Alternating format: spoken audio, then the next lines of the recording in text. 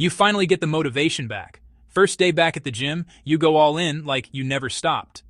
Day 2, that motivation is still there, right up until you try to get out of bed. Your legs feel like they belong to someone else. Soreness has taken over. So you skip today, tell yourself you'll go tomorrow instead. But tomorrow comes, and somehow it feels worse, not better. Now you're stuck wondering, should you actually push through this, or does that make things worse? It depends. Let's talk about what that soreness actually is. That ache that shows up a day or two after a hard session has a name: delayed onset muscle soreness. It happens most after movements where your muscle is under tension while it's lengthening. Think the slow lowering part of a bicep curl, where the muscle is stretching and working at the same time. That kind of movement creates tiny amounts of damage inside the muscle fibers, throws off the normal chemical balance inside the cell, and triggers inflammation. That combination is what you actually feel as soreness and stiffness. Here's the good part, though. Your body doesn't forget this. The first time you do a new movement, or go back to one after a long break, that soreness hits hardest. But do that same movement again a week or two later, and it'll usually hurt a lot less, even at the same weight, same reps. Your muscle actually adapts to that specific movement and becomes more resistant to damage from it. So that brutal soreness after your first session back isn't your new normal. It's a one-time tax, and it gets much easier from here. You might be asking, if soreness doesn't mean I'm building muscle, does no soreness mean I'm not working hard enough? Not really.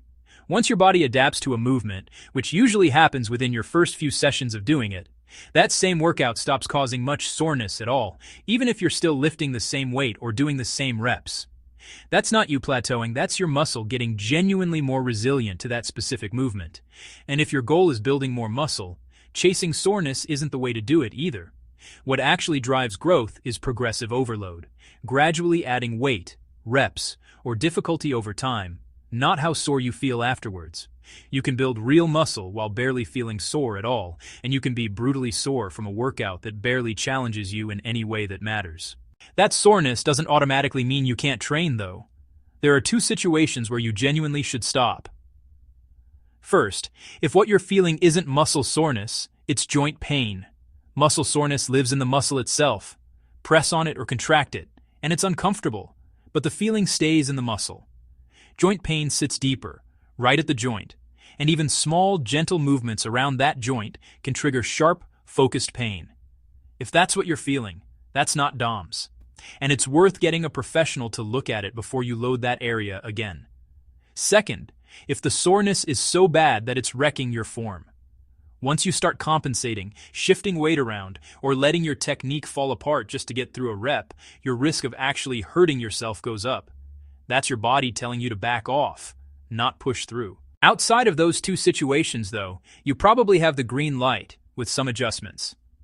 Most people avoid training while sore because they believe it'll make the soreness worse and that it'll hurt their gains.